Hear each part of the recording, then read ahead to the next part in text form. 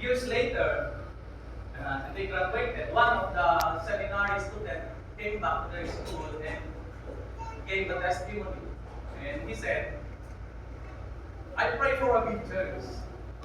However, he said, I pray also for a pretty wife. Para daw may kasama that he might have a helpmate on that big church. And he said, he testified that it was almost, my prayer is almost answered, he said. Because instead of having a big church and a pretty wife, he said, I have this pretty church. I have this pretty church. And a big-hearted one, beautiful wife. Iba naman yung ano niya. A big-hearted, beautiful wife. Almost. Almost answered because it's not a big church, but a pretty church. A big-hearted, beautiful wife. Anyway, back on our text, ano po, preachers use this text to preach about the backsliders or to those that are lost. But tonight, I would like to take a different approach on our text. Ano po, I would like to preach to those that are saved by grace. Ano po? As we look at this passage, we see a young man with many problems in his life. He faced regrets concerning his past. Yung binasa po natin sa ating text. As a result, he find himself in the midst of great difficulty and trouble. He sinks as low as, in a state as low as a person could go. Ano po? Naranasan niya yung pinakamababang stage sa kanyang buhay. And he experienced a turning point in his life. In fact, in verse 17, sabi dito, and when he came to himself, the verse says, he came to himself. Apparently, this young man had been a victim of temporary insanity. By the way, that is what backsliding is. Ano po? And he came to himself, he remembered na naisip niya sa way back on his home, on his father, he remembered na yung mga servant ng kanyang ama, nagkakaroon sila ng makakain na sagana. Ano po? Sagana, plenty. And napag-isip niya that it would be better when we get home. Ano po? Napag-isip niya that it would be better when we get home. And sometimes I feel like this prodigal son, not in the sense that I did go away in the presence of God, but the thought that I feel like it would be better when I get home. Hindi ko po ito sinasabi, I'm not telling this because I'm about to go home in the Philippines. Not in that home, but that heavenly home. Ano po? But that heavenly home, that when we feel discouraged, we feel pain, we feel something that will discomfort us, we feel that naisip natin, we are thinking that it will be better when we get home. I know for sure that you, brethren, there are times in your life that you feel the same way. Ano po? That you feel the same way. Then, I would like to entitle God's message tonight by that thought that it will be better when we get home. It will be better when we get home. Now, I would like to challenge each and every one of you na yung mensahe po ngayong gabi ay maging blessing po sa atin, maging encourage po sana sa atin ngayong gabi. Ano po? When we get home on our first point, ano po? When we get home, some things will be behind us. Something will be behind us. When we got home, there will be things that we will not have to deal with any longer. First thing po na makita po natin dito, there will be no more sin. Ano po? There will be no more sin. How many times that we claim that we are Christians, but still, how many times that we have done the same thing with this prodigal son. As we have this very intention of living for the Lord and doing well for His glory, but still, this sin easily beset us. Ano po? But if we are saved, we will not stay on that state of sinning. Let us have this heart like David. Ano po? Let us have this heart like David na when God confronted him, hindi po siya nakipagmatigasan. He did not harden his heart, but sinabi niya sa Panginoon that create in me a clean heart. Ano po? Na kung nakikita niyo yung sarili niyo at this state, wag po kayo makipagmatigasan sa Panginoon. Ano po? Sometimes, lalo na po sa ating mga OFW, ano po, na wala pa akong pinapatamaan na. Marami po nanonood sa atin, wala pa akong pinapatamaan. Now, pagdating sa Taiwan, para sila mga nakalaya. Ano po? Just like they are free. Pero sabi po ng Bible, as free, pag po natin gamitin yung free, yung liberty natin in a cloak of maliciousness. Ano po, gamitin po natin yung liberty natin, yung freedom natin na mag-praise po sa Panginoon. Ano po? Na magsilbi po sa Panginoon. Ano po? And if we try to look at some of these verses on Romans chapter 1:21, Romans chapter 21, that it may serve as a warning also unto us, ano po? And Romans chapter 1, verse 21, babasahin ko po, ano po? Sundan nyo lang po ako sa inyong paningin, ano po? Because that when they knew God, they glorified Him not as God, neither were thankful, but became vain in their imaginations, and their foolish heart was darkened. Professing themselves to be wise, they became fools. They became fools and changed the glory of the incorruptible God into an image like the corruptible man, and to birds, and four-footed beasts, and creeping things. The point of this text is yung sinasabi ko kanina na just like they are free, nakalaya po sila. And they want to experience everything that this world could offer them. Ano po? Gusto po nilang i-experience ang lahat. But as we, sabi po kanina sa verse, on 1 Peter chapter 2, verse 16, 1 Peter chapter 2, verse 16, tayo po na mga mananampalataya, sabi dito, as free and not using your liberty for a cloak of maliciousness, but as the servants of God. Let us be a servant of God as free. Hindi po tayo, we are so glad that this country is meron po tayong freedom sa pananampalataya, sa pagsamba. Ano po? And we will, samantalahin po natin na sa ngayon, free pa tayo, we don't know these coming days. Ano po? Thank God that there will be coming a day that this sin will not beset us. Ano po? Hindi na po tayo makakabot. Because on that place, on Revelation 21:27, wala na pong kasalanan doon. Ano po?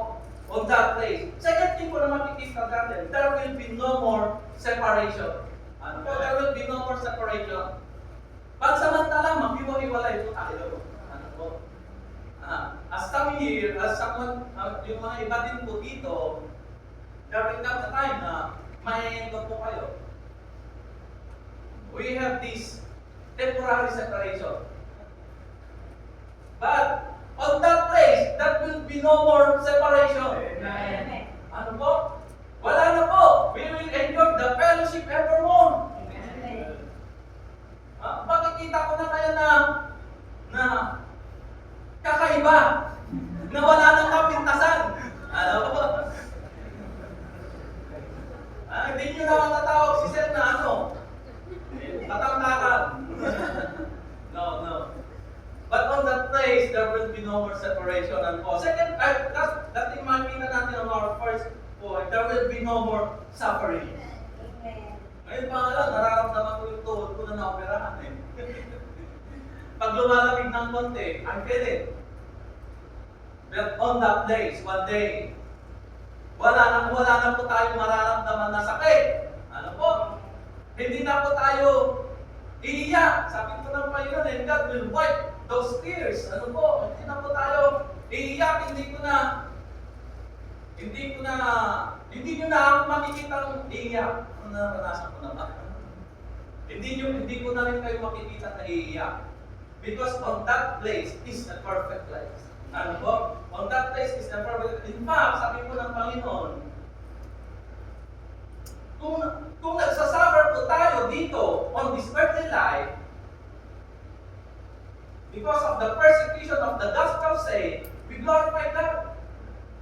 For we are indeed His disciples. We suffer, but God says, and Hebrews 13:5 says, for He hath said, I will never leave thee, nor forsake. Yun po yung nagto-comfort sa atin ng mga mananampalataya. Ano po? Second thing po na makikita natin, hindi po ako magtatagal. Ano po? Some things will be before us. Meron pong mangyayari sa ating kinabukasan. Some things will be before us. First thing po makita natin, or second one is, we will see the Father. Amen. We will see the Father. When the prodigal son go back to his father's house, he saw his father's face again. Ano po? He saw his father's face again. And we, praise God, that on that day, we will see also our Father face to face. Ano po? Face to face. Today, we are not granted, sabi po ng 1 John 4:12, no one has seen God today. We are prevented from seeing Him because He is spirit and we are flesh. He is holy and we are sinful. If we are to see Him, it would kill us. That even Moses prevented to see the holiness of God, the complete holiness of God. He was also prevented. But on that day, when we got home, we will see Him as He is. Ano po? We will look in the face of the one who loved us enough to give His only begotten Son to die in our place. Ano po? The one who commanded His love toward us in that while we were yet sinners. Makikita natin siya face to face. Ano po? Not only that, we will be remade in after His passion.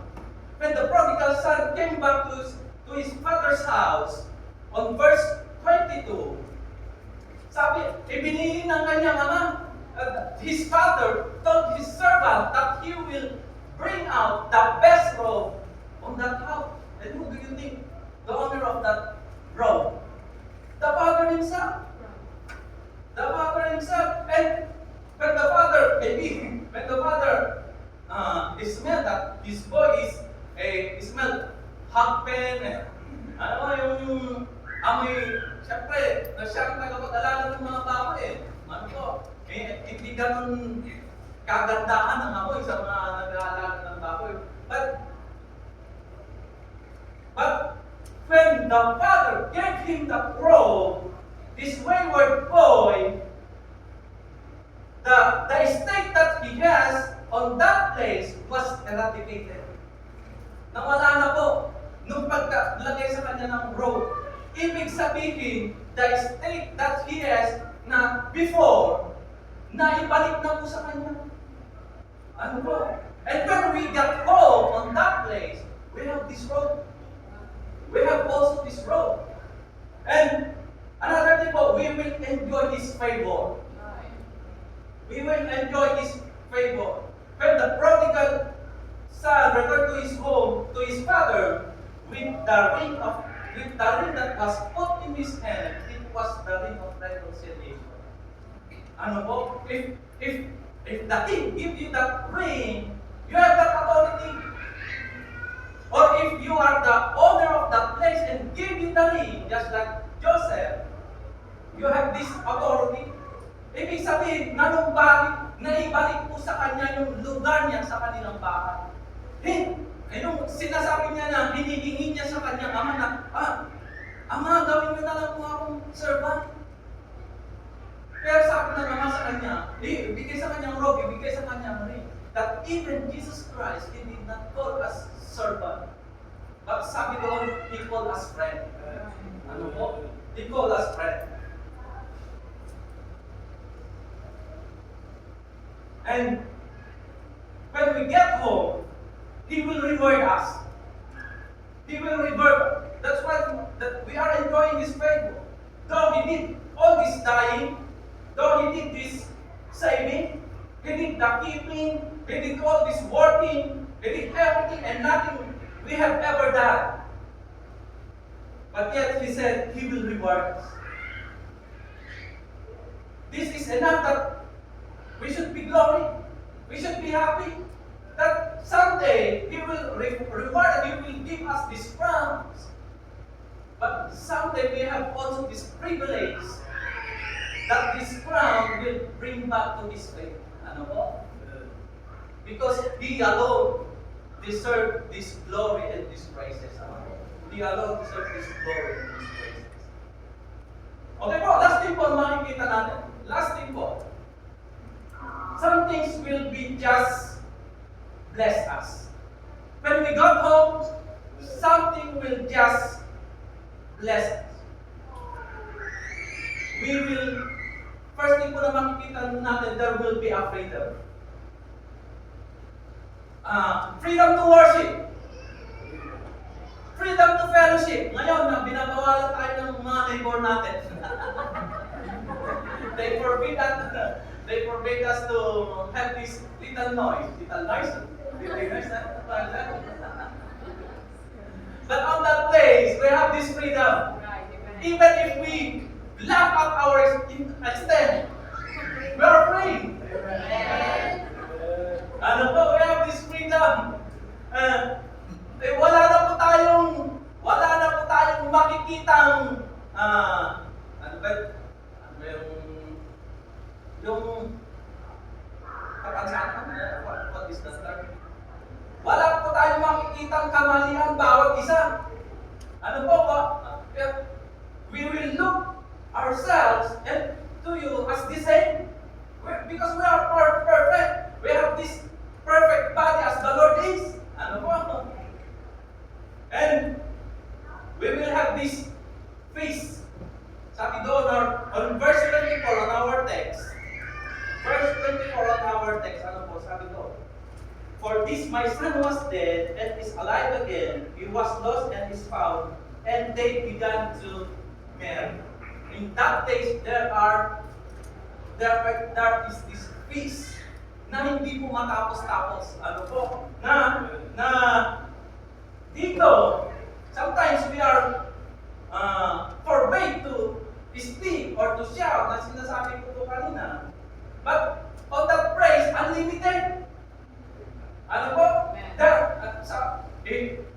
Minsan kasi na-misinterpret natin na kung first time mo na pumunta sa mga yung average baptist mo sa atin, yung mga average baptist mo sa atin, minsan kung una-una ka pa lang napapasok doon, akala mo may necrological service o success service, ano po. Pero but on that place, hindi na ganun yung type of worship. In fact, sabi po ng Bible, there are shouting. Ano po? There are shouting, there are praising. Ano po? But today, that we are still here, good old-fashioned praising the Lord is something that we can enjoy. Amen.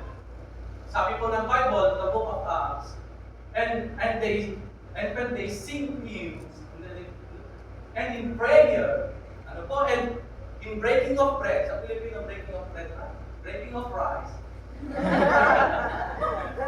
and breaking of bread, ano po, yun yung ine-enjoy muna natin sa ngayon. Kaya mo sila na sigaw-sigaw. Ano po, a good old-fashioned praising the Lord is still the best. Ano po, hindi po wrong yung pagkanta ng hymns, hindi po wrong. Hindi po wrong yung magbigay ng special. Hindi po wrong yung mag-preaching. Ano po makinig ng preaching. That's the best way. Ano po? That's the best way. And our conclusion tonight, ano po? When the prodigal got home, he found it was better. I praise God that so will we when we get there. Ano po? I praise God for what awaits the saints one day. However, some are probably aren't going. If you have never trusted Jesus as your Savior, you will not go home in heaven, but you will go to hell. But He can change that if you will come to Him.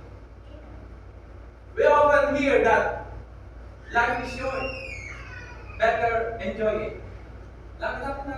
We often hear that. Life is short, better enjoy it. But how about like this? Eternity is long, better prepare for it. Ano po? So, make certain with yourself. Sabi ko ni Pastor kanina, examine yourself whether you feel the right. Let's pray. Our gracious God and Heavenly Father, we thank you, dear God, for your message this night. It's my prayer, dear God, that you will use this word, your word, dear God, bless it to our brethren, dear God, the hearers, may your word, dear God, return void unto us, dear God. To us, Father, this is